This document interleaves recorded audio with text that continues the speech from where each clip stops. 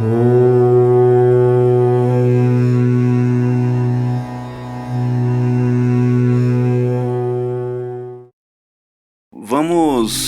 falar um pouco aqui sobre a astrologia Nadi. É uma astrologia que é encontrada na Índia, por várias partes, né? Na Índia você pode encontrar a biblioteca Nadi. Na antiguidade, há milhares e milhares de anos atrás, já era feito, não, essas folhas que eram usadas, pedaços de folha de palmeira, e escritos, não, com tinta natural, que fossem capazes de resistir ao tempo, né? E iriam passar milhares de anos e ainda seria possível você encontrar e ler, né, essas folhas. Essas folhas, elas abordam, não, todos os assuntos do conhecimento védico, né, não só a astrologia.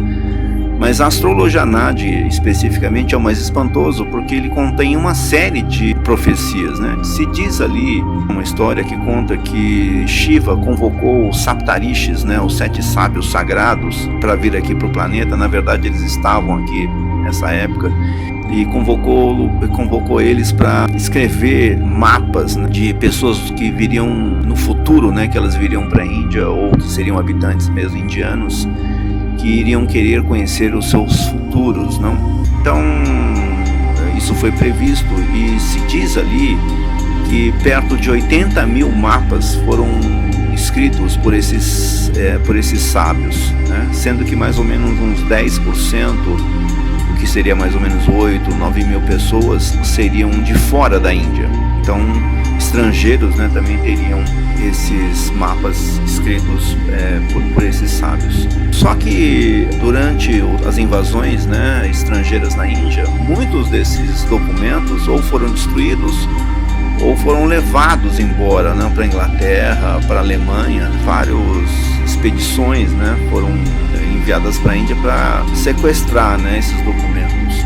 Na verdade, essas folhas, de tempos em tempos, né, eles refaziam, né, eles reformavam, né, ou seja, eles cortavam novas folhas e reescreviam, justamente para não perder o teor dessas informações. Mas uma dessas informações que foi encontrada na Alemanha, foram encontradas muitas folhas de palmeira que foram capturadas na Índia e levadas na época da Segunda Guerra Mundial. Ali se descreve várias profecias, né, que é o que nós vamos fazer aqui hoje. Tá? Nós vamos ver então essas profecias que foram deixadas por esses sábios antigos. Tá? Esses sábios, é bom dizer, né, que eles têm acesso ao que a gente chama aqui de Akash. Né? Akash é um elemento onde fica a informação do tempo, né? Ou seja, passado, futuro, presente, né? Então, esses sábios, eles têm acesso a isso. Então, ou seja, eles podem tanto ver o passado, como eles podem ver qualquer coisa que esteja acontecendo, como eles podem também ver o que vai acontecer no futuro.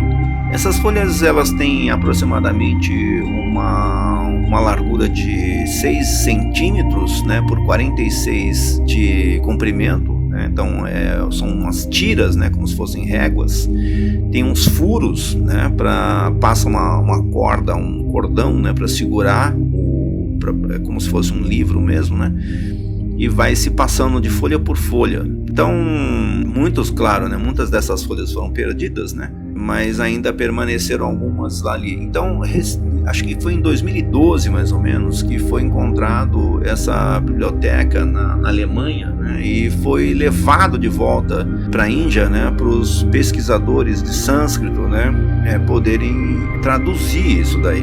Então, não é possível interpretar, né, tão fácil essas folhas, porque existe uma coisa que no conhecimento védico é conhecido como Siddhanta, né, ou seja, é preciso que a pessoa realmente seja um grande sábio, né, um grande conhecedor, e que não seja simplesmente um conhecimento, por exemplo, escolar, né, um conhecimento meramente teórico, né. Realmente é preciso que a pessoa que vai interpretar essas folhas seja um perito, né, seja realmente um sábio reconhecido por outros sábios.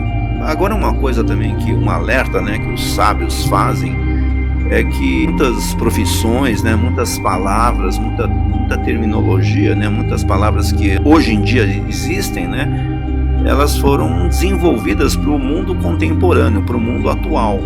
Na antiguidade usava-se naturalmente outros tipos de terminologia, outros nomes, né?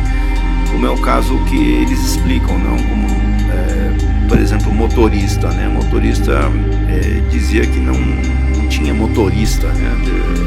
Ele era uma espécie de gerente daquele veículo, né? Ele chamava assim.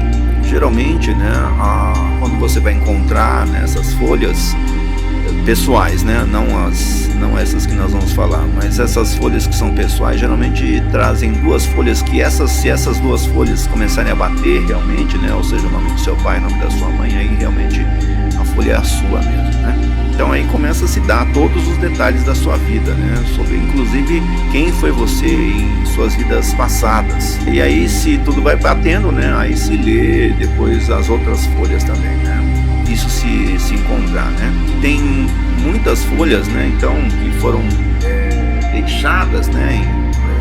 Foram levadas, né? Foram sequestradas, né? Que foram para países fora da Índia, né? E depois essas folhas específicas, elas foram trazidas de volta para fazer a tradução, né, a interpretação.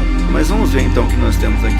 Vamos ver o que tem das profecias relacionadas com a Europa e Estados Unidos também.